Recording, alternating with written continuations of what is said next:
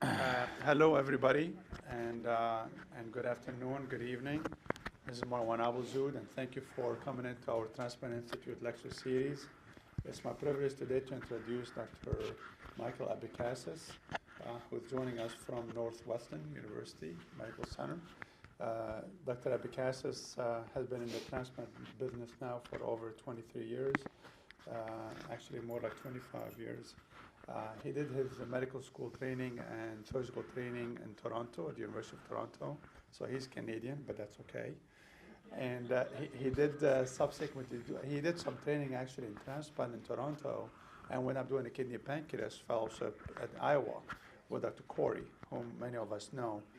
And then subsequently came to Northwestern, and I would say Northwestern has changed since the time you got there. With the expansion of the transplant programs, basically took over Chicago by storms and Illinois. Dr. Abecassis, he's a surgeon, but he's also a scientist. He's been interested in CMV research. He's heavily funded, NIH and otherwise. Runs a big lab, and more recently he got interested in proteogenomics and genomics, and he started his own company in partnership with others and Northwestern. Transplant Genomics Incorporated. And in addition to that, though, he's a big business guy. He got his MBA from Kellogg, and so you cannot get anything by him, financially or research. And so he offers a magnificent depth and understanding and knowledge of the business of transplant and the science of transplant. It's a privilege to have you with us today. Thanks a lot. Thank you. Okay. So first of all, thank you very much, Marwan, for the invitation. I'm honored to be here. So my talk is going to be very, very different from any other transplant talk that I'm sure you've heard. I'm not going to talk about any kind of disease or treatment or anything like that. So it's kind of weird, but I think it's kind of cool, so hopefully you will concur. So the title of the talk is Integration, Innovation, and Intrapreneurship, and from Institutes Incorporation. And this is particularly relevant to places that are, very much hung up on the structure of departments and the usual sort of structures that we've all grown up with. As a disclosure, I'm going to be talking about how to create a business out of an academic enterprise. So as a disclosure, I am a co-founder and stockholder of a company called Transplant Genomics Incorporated, and I'll talk about that a little bit. So let's talk a little bit about where transplantation has been and is currently. So clinical revenues from professional fees can no longer sustain academic initiatives at the departmental level, and that's just a fact. Research funds are more difficult to secure as pay lines tumble to the single digits, especially for surgeon scientists. That's a fact. Transplantation has matured into a nexus of interdisciplinary activities. That's good, and that's a fact. I mean, we have hepatologists and nephrologists. It's no longer sort of the lone surgeon kind of doing it all. That's a good thing. There's a desperate need to reinvent the traditional constructs, integrating structure and process to advance the academic and the clinical mission. So we can't just rely on the way that it's been done for the last 30 years. There has to be a new way to do that, and by definition, if you have a new way to do anything, that's innovation. So several academic institutions have created transplant centers and institutes to accommodate the need for interdependence. Most people don't like to be interdependent. We don't like to depend on anybody. We like to kind of do it all ourselves. I love interdependence. I love the fact that for me to do my job, I actually depend on someone else to do their job, and they depend on me to do their job, and that's what creates teams. You know, if you think of a basketball team or soccer team, football team, special teams, I mean, you need people to do their job really well so that the team does well. So I'm not ashamed of interdependence, and I think it's actually the way to go. But it has to be in the context of an organized structure. So you have to have interdependence in a way that you're not just depending on somebody to do something, there's something in it for them as well. And so that's really important. So I'm going to talk about that. I'm going to talk about sort of how academic institutions and non-academic institutions have gotten together to try to create these centers or institutes.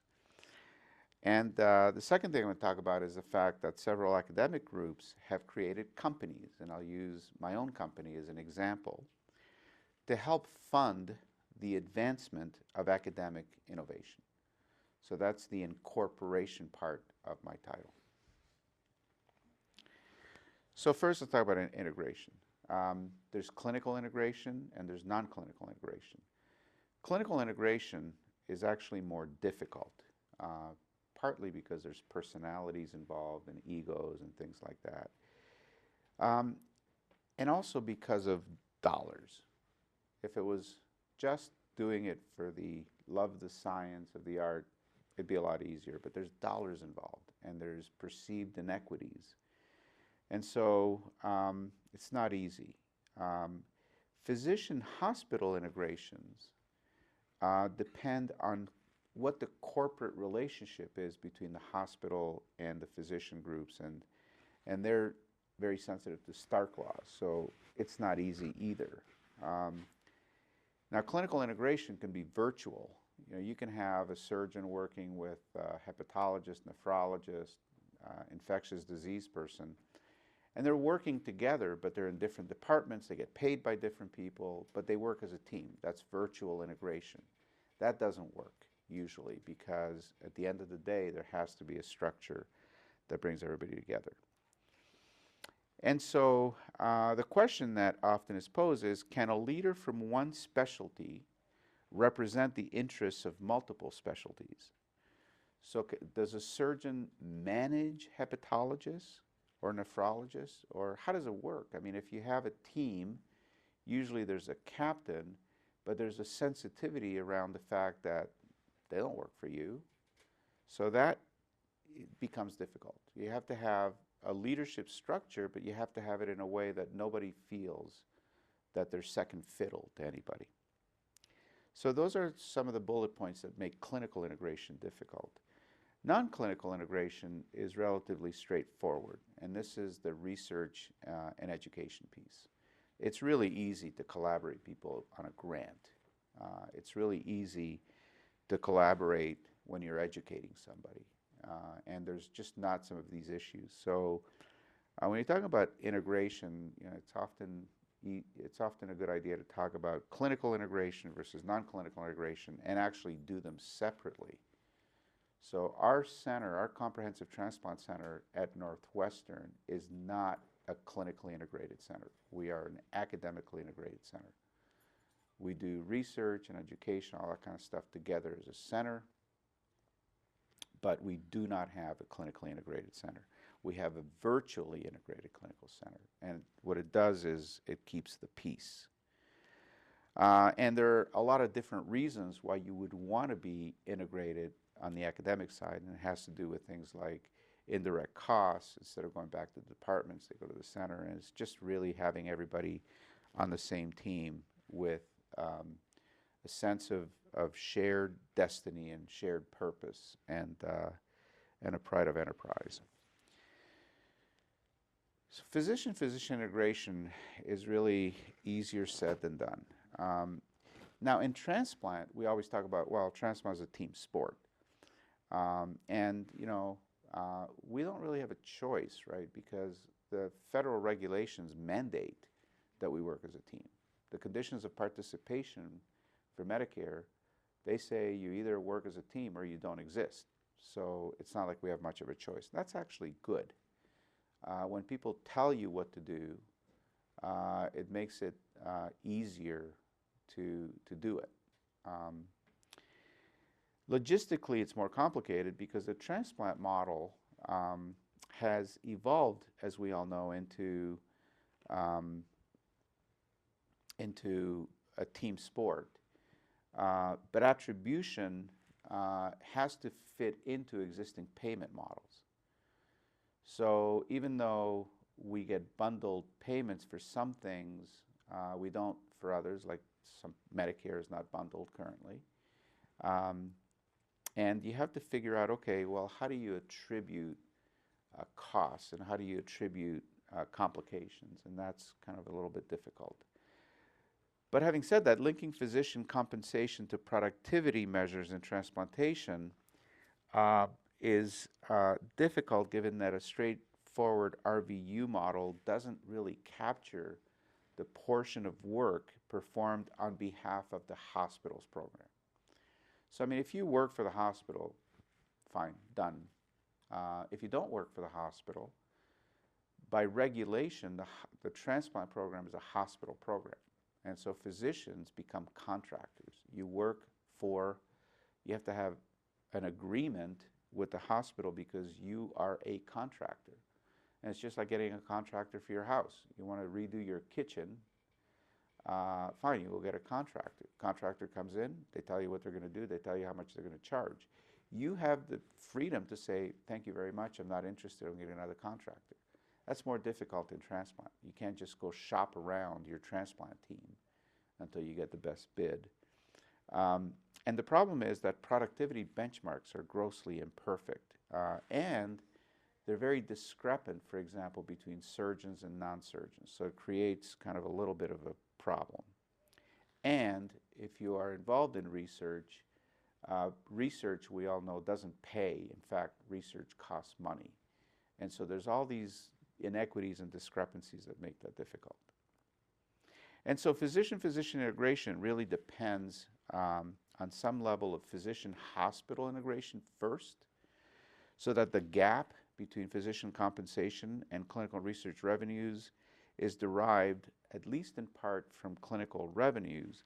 And then you can do the physician-physician consolidation. Because if you're trying to do that without somebody filling in that gap, it becomes essentially impossible.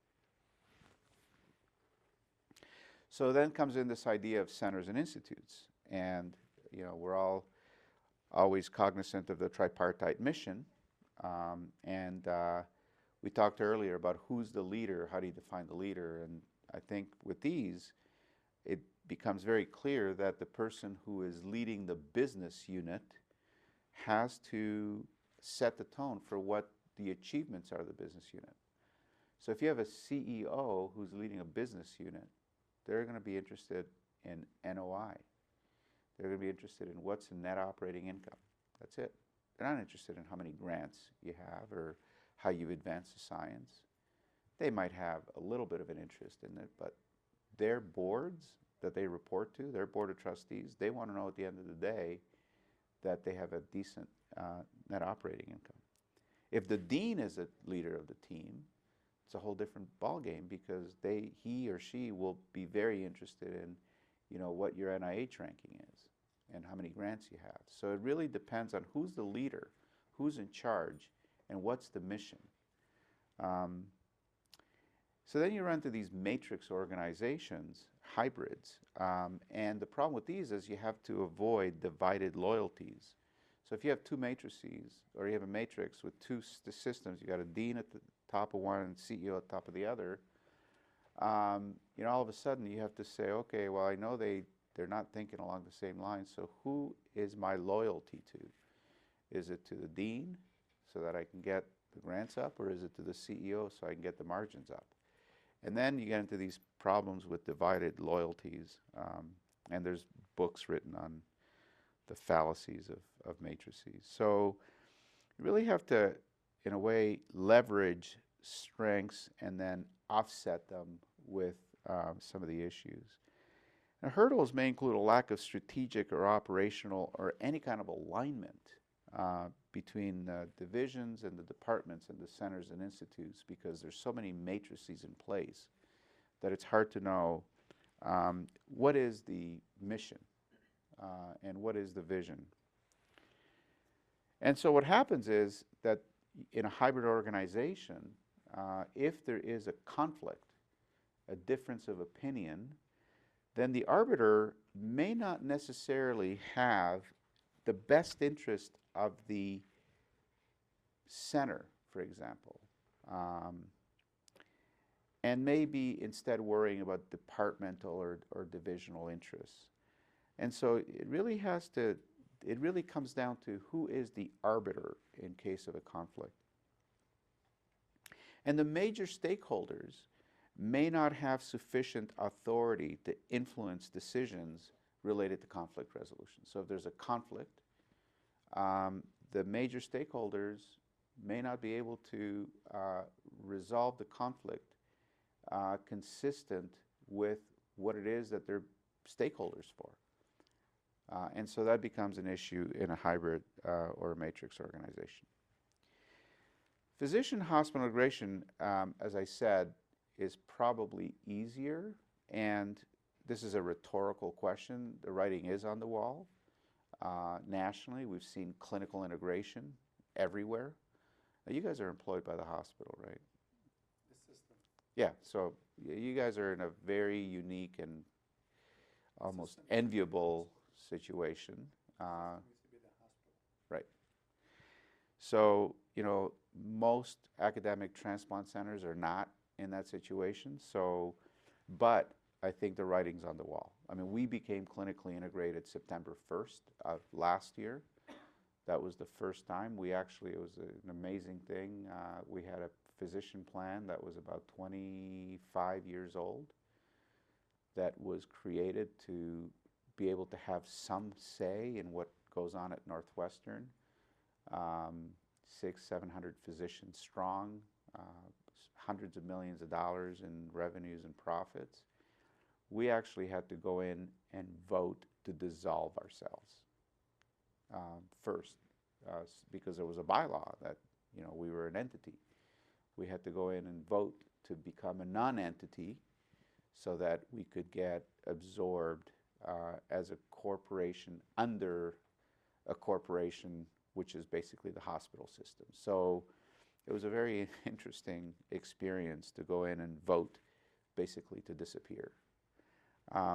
But we had to do that because without clinical integration, we could not operate in a marketplace. We could not have the ability to make decisions regarding a whole number of things. So there was, so out of 600 members, I think there were 6 very vocally opposed individuals who actually went up to the microphone during the meeting and made a very compelling, emotional case as to why we shouldn't. I think it was pro forma, and so I think 99% of the membership voted for it, even though everybody was against it, only because there is no other choice, right? So ideally, you don't want to do this, but unless you're hiding your head in the sand, you know that if you don't do this, you're basically going to go the way of a dinosaur. So I don't know if that answers your question. Nobody wanted to do it, but 99% of people thought that we really had no choice but to do this. Non-employed physicians, the integration is more virtual, and it requires all kinds of contractual agreements. And again, you got to worry about Stark laws. And transplant agreements that used to stand alone. There used to be a transplant agreement. And nobody did what we did. Now, in a lot of these academic institutions, these transplant agreements are becoming broader. So whatever deal transplant had is gone. Now everybody is in the same boat. And that's kind of good and bad. So, you have to sort of go back and say, okay, well, if we're going to integrate, what are the principles that we want? What is that we're trying to achieve? It's pretty straightforward. This is, motherhood and apple pie. I mean, nobody's going to argue with any of this stuff, right? Seamless, team-based, patient-centered. You've heard all this nonsense. I mean, it's all true. This is what we should do. Nobody's going to argue. But it's not the what, it's the how. that brings people into, conniptions and seizures. It's, how do you do this? Nobody's going to argue that we need to do this, that, it's better patient care. It makes a lot of sense. But the question is, how do you do this? And there's a great paper that, I think is worth reading by the Chartist group. Talks about the difference between lateral and vertical integration. Lateral clinical integration is when there's similarities among physicians, even if there are different departments. Examples for this: sleep disorder centers, spine centers, neurovascular, stroke centers, people that are of the same kind of thought that get together and decide to do this. Limitations is that the provider versus the patient-centric structure. So, the whole thing is centered around a bunch of providers that kind of do similar things, and now we're going to get together and take care of this problem in this patient. Instead of being patient-centric, let's take care of all the problems that this patient has. Then you get into all kinds of, everybody that has one of these knows damn well that it doesn't work. Because you want to have that magic where a patient comes in, everybody knows what they're going from one place to the other, everybody, it's all hooked up. And now, if you look at the systems that have tried to do this, scheduling becomes a problem. There is no central scheduling magic office that can coordinate it all. But this is, what a lot of these centers are doing. Vertical integration is a lot more challenging, but a lot more meaningful, and it requires multiple specialists, often not people that work together every day on anything, and there are much bigger financial and organizational issues. Examples of this are comprehensive cancer centers, where it doesn't matter if it's colon cancer or Hodgkin's lymphoma, it's the same idea. And a lot of the financial issues in cancer are addressed by the NCI because comprehensive cancer centers get about $5 million a year from the NCI to do this, to create structures and organizations. There is no NCI for transplant, so you don't get the $5 million to sort of organize things. Limitations are, and, cancer centers are notorious for this. Sounds great. We got a cancer center. We do all of this stuff. But they really don't integrate care as well as you might think. And again, it's like my center at Northwestern. It really is more of an academic exercise. And, these NCI things are mainly for grants and stuff like that. So, again, the clinical piece is really the hardest to integrate. But ideally, you'd want to have full clinical and non-clinical integration. So what are the ideal characteristics if you were to get a blank piece of paper and say, I'm going to create vertical integration? What do I need to do? And, the bullet list is very clear. It's not like this is, it's not like the recipe for this is somebody's grandmother's secret that nobody's ever going to know. It's all very well spelled out. We know what it is. Like I said, the what is easy. It's, how do you do this and deal with personalities and financial inequities and a lot of different things. But at the end of the day, you really need a center or an institute director with the authority and the responsibility and the accountability for everything that goes on in that center. And it doesn't mean that they have to be some kind of a czar or, but it does mean that at the end of the day, they're either accountable themselves or they can hold somebody in the organization accountable for making it happen.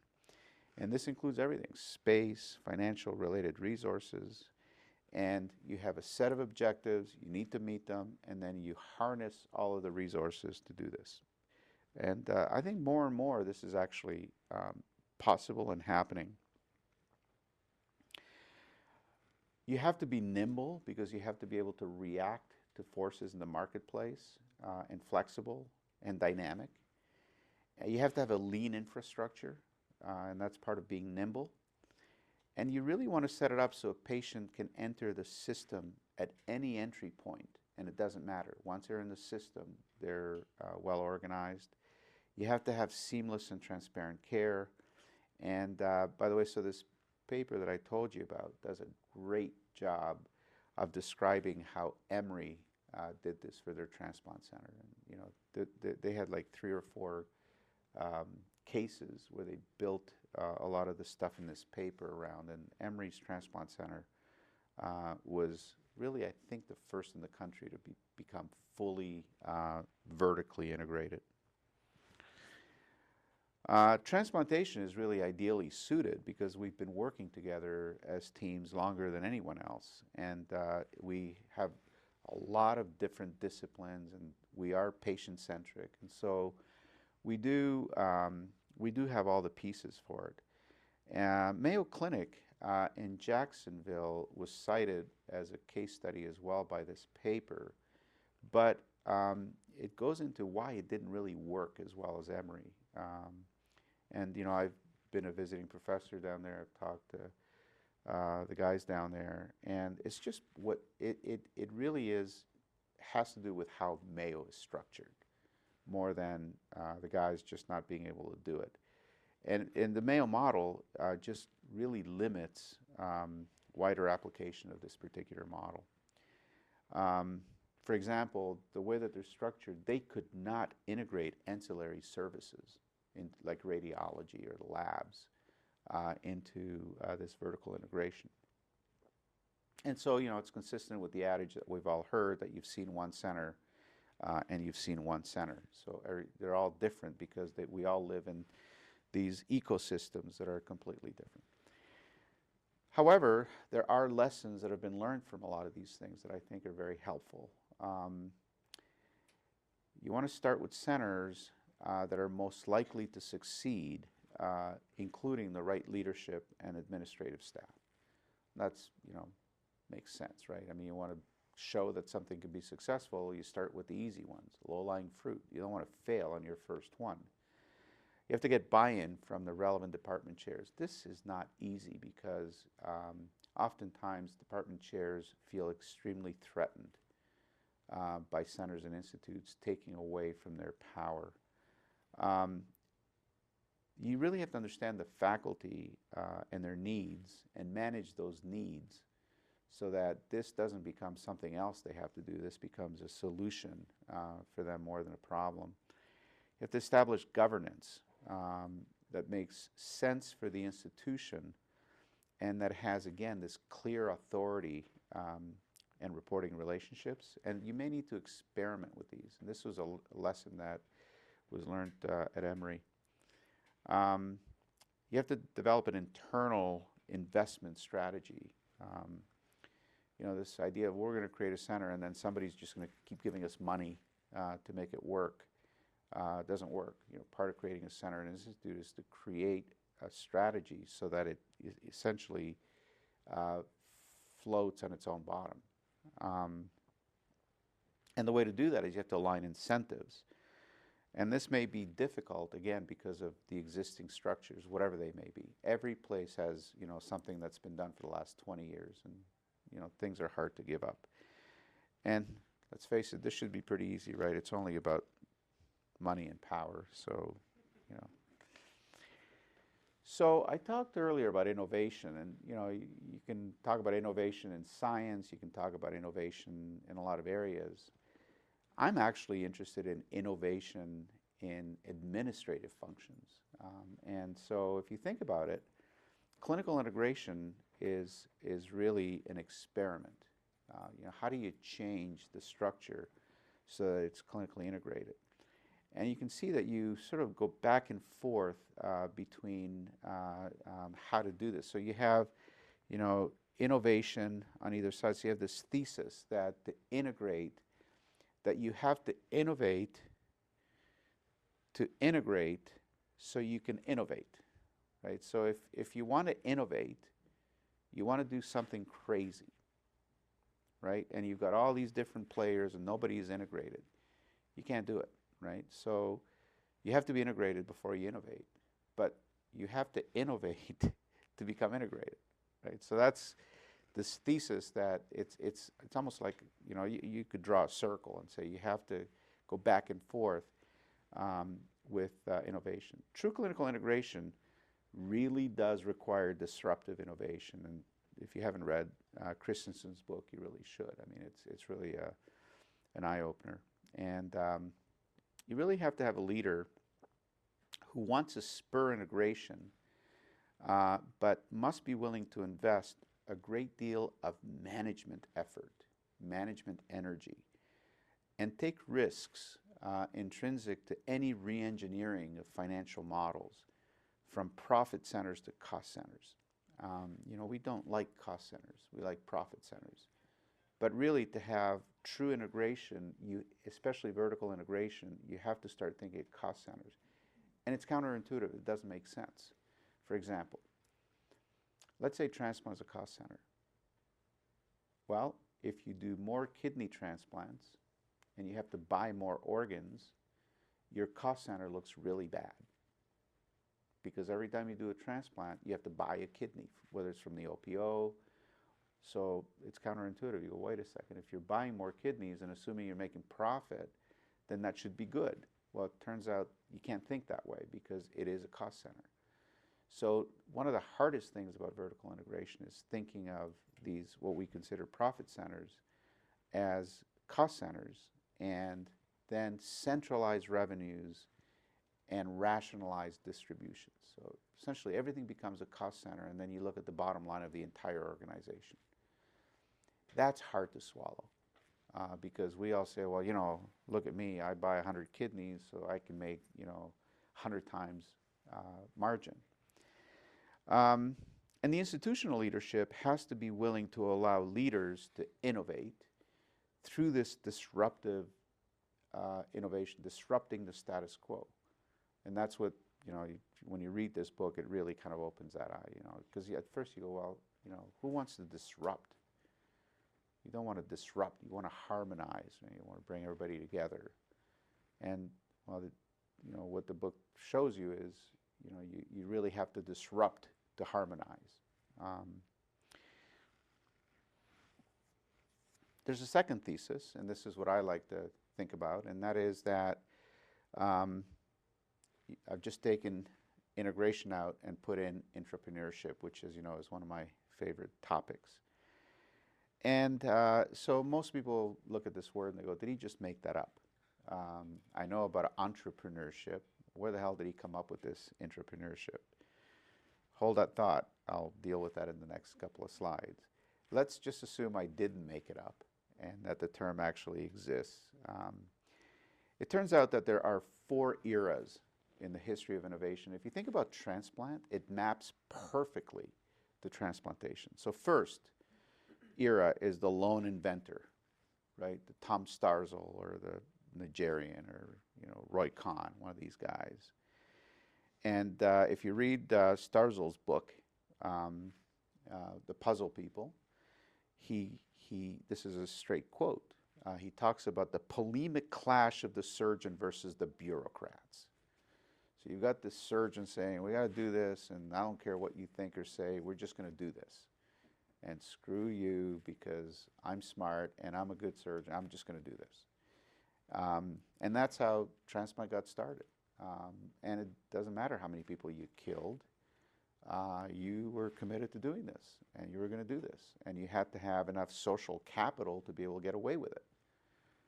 So that's the first era of any cycle, right? It's somebody saying, I'm going to do this, and just, you know, what was called by Dean and Kennedy, the tough guy macho culture.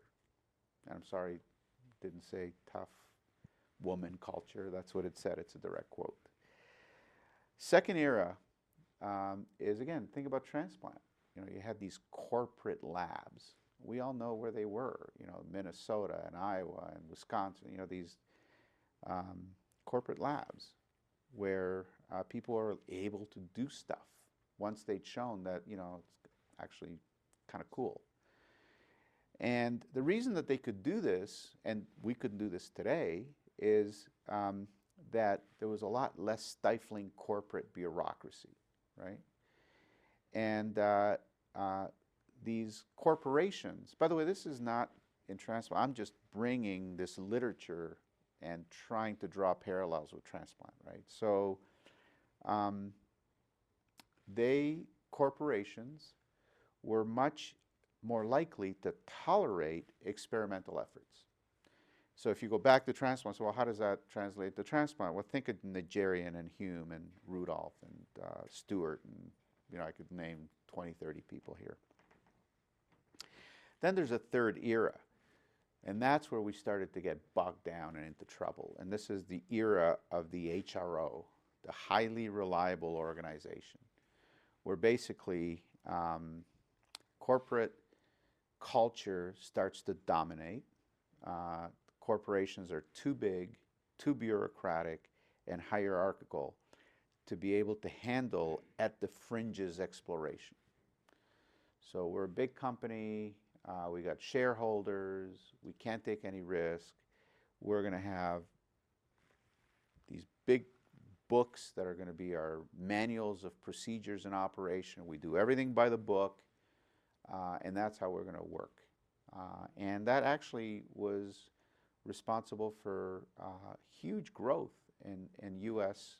business, creating these corporations that had HR departments and all kinds of structure. But what happened was that this took a hit at innovation and entrepreneurship, because all of a sudden you're not allowed to fail. You're not allowed to do something crazy because it's going to compromise our bond rating.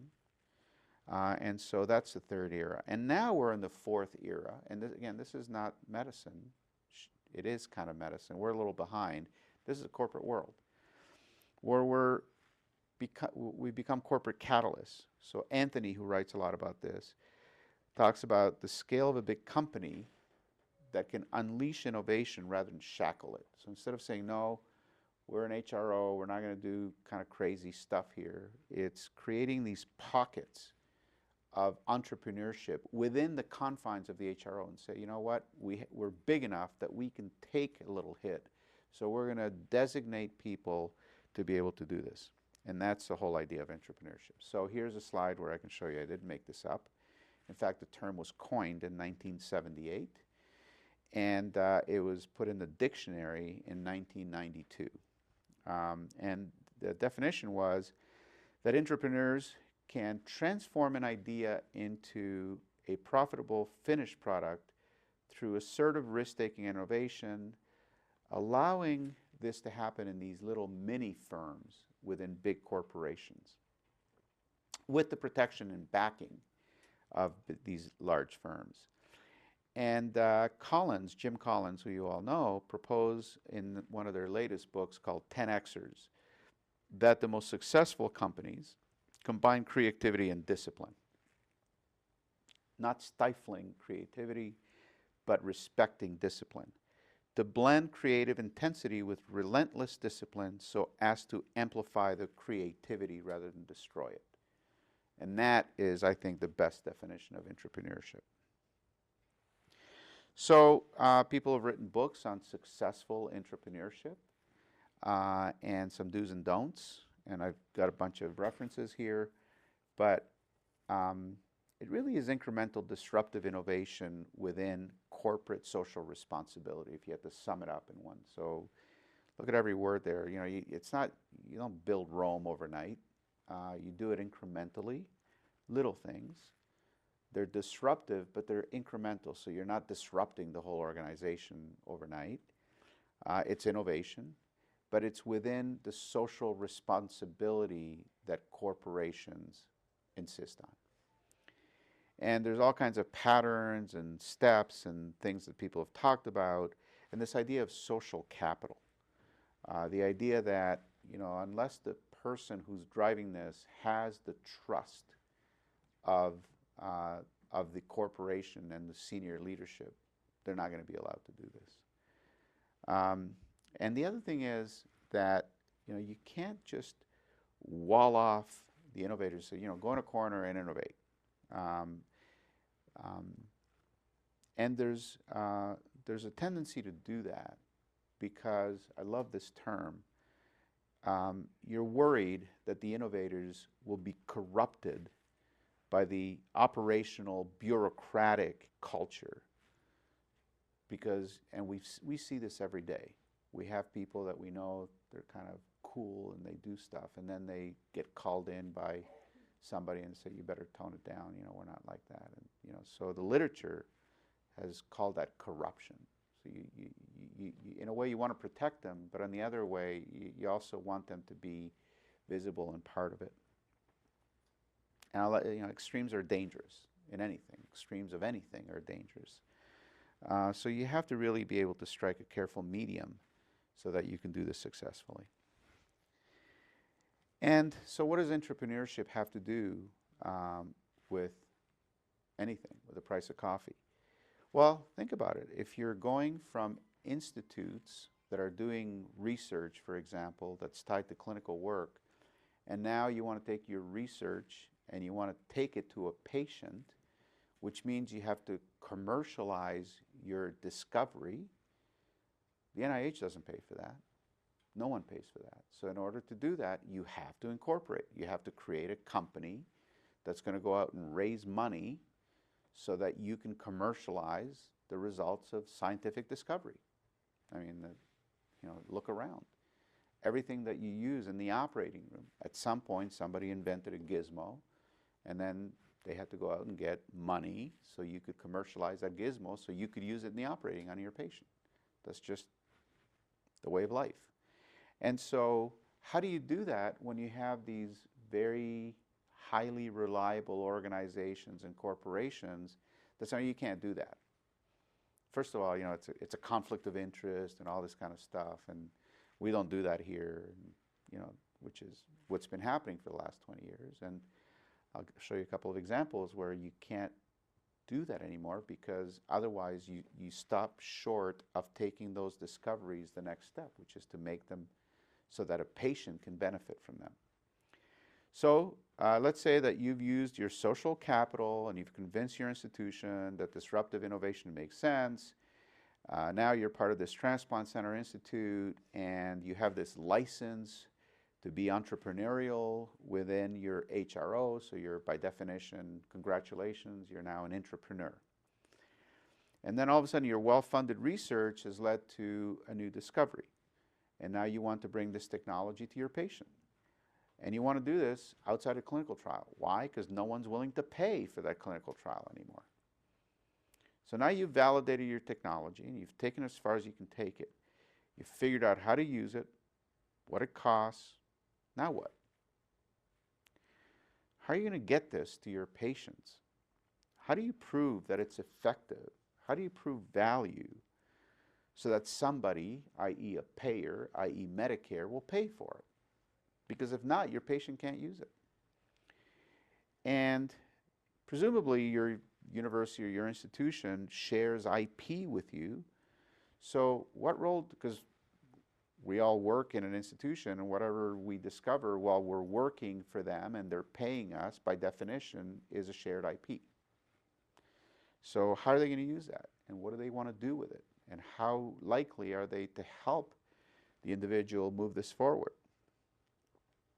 How do you capitalize this development? How do you pay for this? So you do what I did. You create a company. You do what my partner, Joe Leventhal, is doing. You create a company. Say it's the only way to do it. Unless you guys have another answer, I'd love to hear it. Or you can partner with industry, one or the other. Problem is, it's not like you go out your door and there's 10 industry partners saying, hey, I want to partner with you.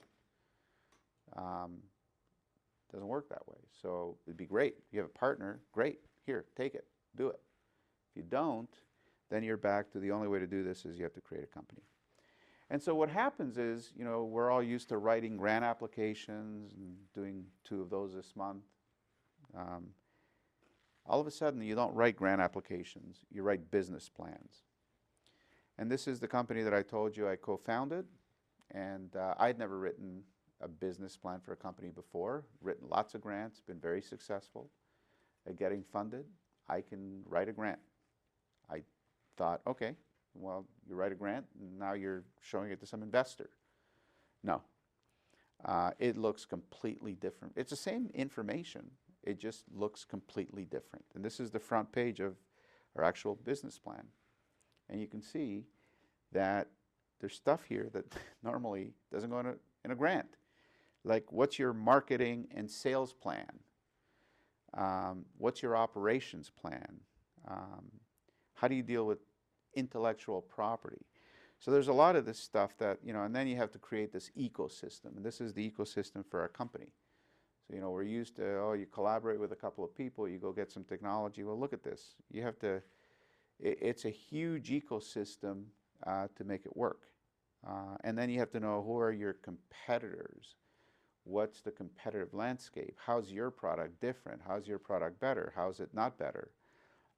You have to get other institutions, you have to get your peers to say, you know what, I want to try this or not. Then you have to disclose your conflict. You have to manage your conflict, because by definition we're conflicted. But you have to learn how to do that, because otherwise, again, you're never going to get this discovery to a patient. And so this is what I've come to call either the road to success or the road to perdition. And it could go either way. And it's a very interesting world, and I've been living it for the last year and a half. First, the investors. They're quite a bunch. So they're interested in one thing. What's your return on investment? How do I get my 8 times out in the next 12 months? If you go to VC, that's all they want. So it's like, okay, well, let's see how we can turn this into some kind of win-win thing. And it's very difficult, because you want to keep developing the science. They don't care about the science. They just want to make their 8x. So they care about the revenue model, and they care about the multiplier. And then you have your strategic partners. And I showed you that big ecosystem, a lot of strategic partners. We're incredibly blessed to have 2 strategic partners that make the technologies that we use for our test. One currently makes it, and we're translating it to the other, which is going to put the first one out of business and make the second one do all the chips. They're both interested, because they view the world in a very different place. And, well, we'll get 5 years out of this while the other guys get their thing on the market. They love selling technology to researchers. You order a bunch of chips, they love you. Oh yeah, this guy, he buys 4,000 chips a year from me. But that's not where the money is, and they know that. PhDs, once their grant runs out, their orders run out. So they want to know, how do we get this to a market where people actually buy the test commercially? Then you have the providers and the regulators and the payers, and they all have a whole different take on this. So, in this ecosystem, it looks really nice on a slide, but everybody's got their own set of questions, their own paranoias, their own agendas. And for this to work, it all has to be harmonized. It all has to be coordinated into something that works. And then you got the department chair. And they want to know with them, what's in it for me? What's in it for the department? Why should you be spending your time doing this instead of being in the operating room? What's in it for the department? And we heard Nancy Asher at the WTC gave a talk about, there's nothing in it for me, so why should I do this? So there's all, and then, you get the university or your institution, they want to know, well, what are you doing about protecting our IP? First, they didn't want to do this. You had to force it down their throat. Now they want to know how you're going to protect their IP. So the good news is you just have to figure this out, and I'm trying to figure it out. But, the easiest thing in the world is to give up and say, it's not worth it. But it is worth it. So in summary, first, disclaimer. The views that I have expressed today represent one surgeon's opinions, not those of any institution or group that I'm affiliated or associated with. So take that for that. Disruptive innovation is really needed to integrate, and integration is needed to innovate. And so you really have to be innovative to integrate, and then that's the only way you can innovate. Healthcare is really stuck in that third era of innovation that I showed you. Healthcare is really stuck in the HRO They're not into taking risks. They're not into intrapreneurship. They haven't talked about corporate catalysts. That's not where they are, at least most institutions. You know, Stanford is probably the exception. You know, at Stanford, they don't care how many R01s you have. They want to know how many businesses have you started or how many patents do you have to your name.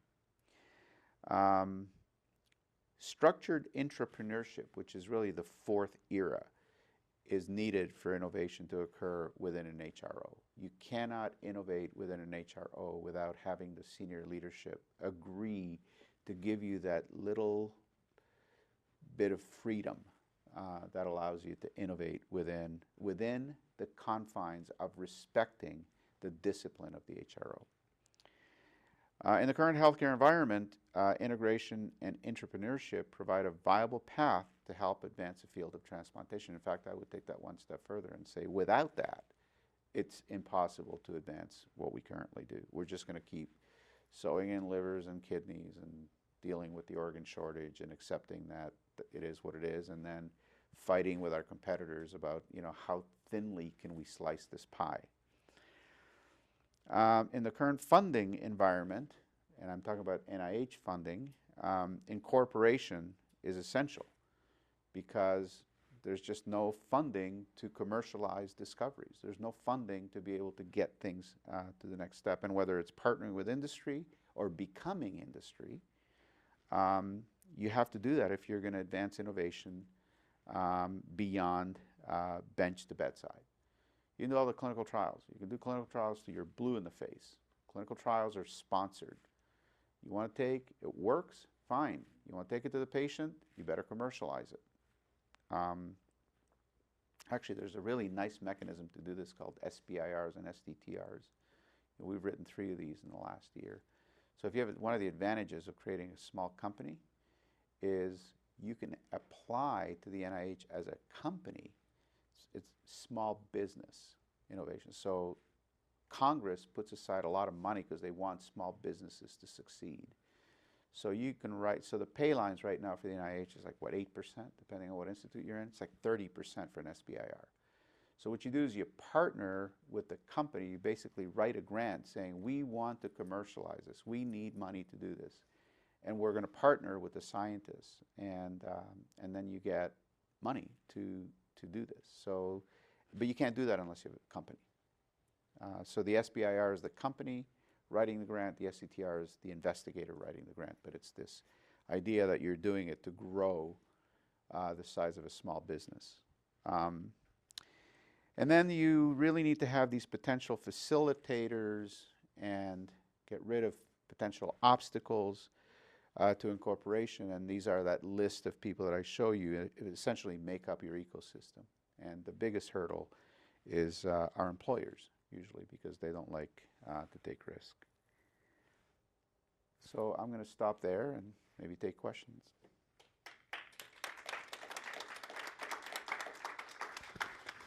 Thank you, Mike, for a terrific overview. Now, you were also Dean of Clinical Affairs, right, at Northwestern. Did that give you a different perspective or insight on the transplant center wearing that hat? Yeah, in fact,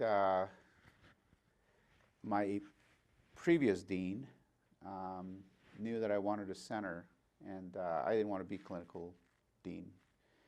It was kind of blackmailed into it because, you know, centers come out of the dean's office. So he said, well, if you want your center, then you better accept this position. It did, you know, and it's true. I mean, you don't know what a center is to a medical school unless you're in the dean's office and you're seeing all the dynamics, financial, academic, and other dynamics. So yeah, and that was when and as clinical dean, or Dean for Clinical Affairs, I realized that you really don't, at least in our institution at the time, it was better to do the kind of integration that we did without picking fights with departments or with individuals about who should be responsible for deciding how much they make.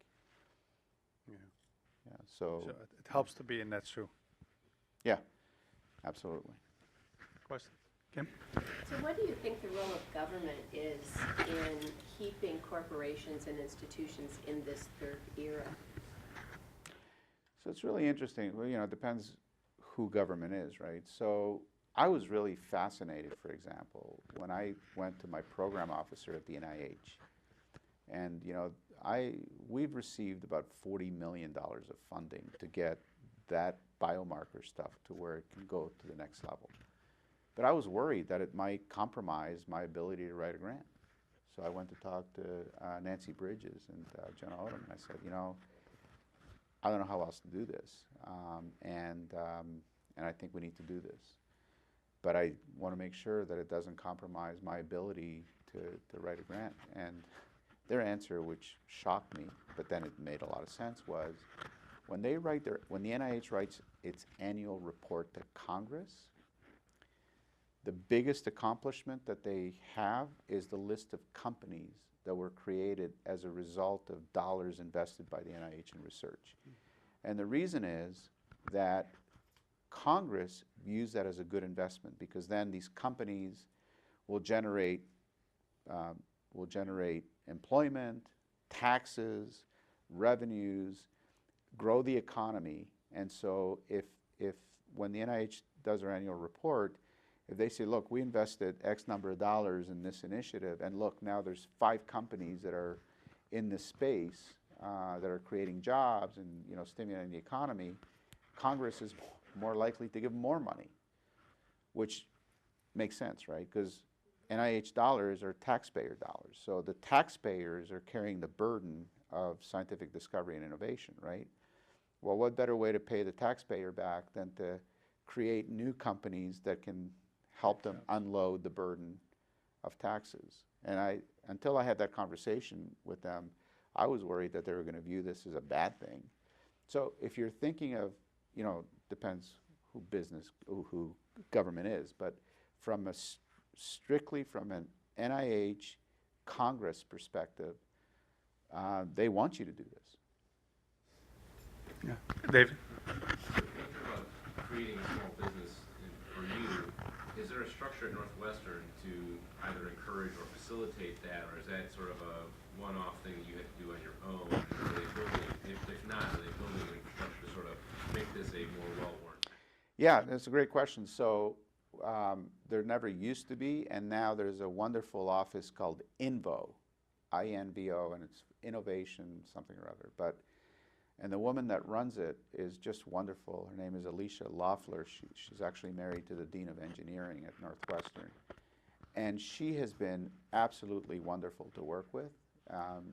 They started out with this little, it was sort of the tech transfer office and the IP office, and Northwestern has decided that this is the right thing to do. And so instead of putting hurdles in front of you, they help you. And they say, so one of my partners, Joe Leventhal, just started a company called Track, which is looking at T-regs. And he went to INVO. They connected him to this community in Chicago, which is kind of a buddy system where they take CEOs of big companies and they make it work. And she's the one that's made those connections. So, but 5 years ago, if you talked about any of this, you'd have to fight everybody you talk to. So I think there's a growing recognition that this is the way to go. And in fact, the most developed and mature system that I've seen is Stanford. They have a whole entire group of people that do nothing but help you do this. And one of my partners, my co-founder with this company, is Dan Solomon at Scripps. And when we went down there and started talking about this, he made a phone call, and 2 minutes later there were 3 guys in his office with laptops that were going to put a business plan for him together. So, different institutions deal with this differently. But they have a geographic advantage though too. I mean, the Bay Area is sort of VC capital of the world, isn't it? I mean, doesn't that bring them, makes it a little more easy to sort of make these connections? Yeah, it does, but I think, increasingly, VC is global. And so, it's not like, oh, you have to go to California to get these things. I mean, believe it or not, some of the VCs we're dealing with were in Madison, Wisconsin. So, I think there's just a growing realization from universities that this is the next step to to leveraging whatever it is that has been funded by the NIH or the NSF or any other of these federal agencies. Related question, what has to be the separation between the SBIR and the STTR side of that application, like if you're going together? Meaning, like, are you, for yours, are you on the So SBIR, full side or like? yeah, so SBIR is the PI has to be usually the CEO of the company or senior person. So SBIR is submitted by the company, and they're saying, we're going to ask for money to do something, but we're going to have our scientists help us, right? So actually, this is a story of, so when we started doing the biomarker stuff and got NIH funding, there was a company called RBM, Rules-Based Medicine. And they were a fantastic proteomics company that had spun off of Luminex. The CEO is a guy named Ralph McDade. And so we talked to them, and they had a really cool FDA-approved protein chip that we wanted to use for transplants. And we had some great preliminary data. We worked with them. They were really nice. They were really in love with the science.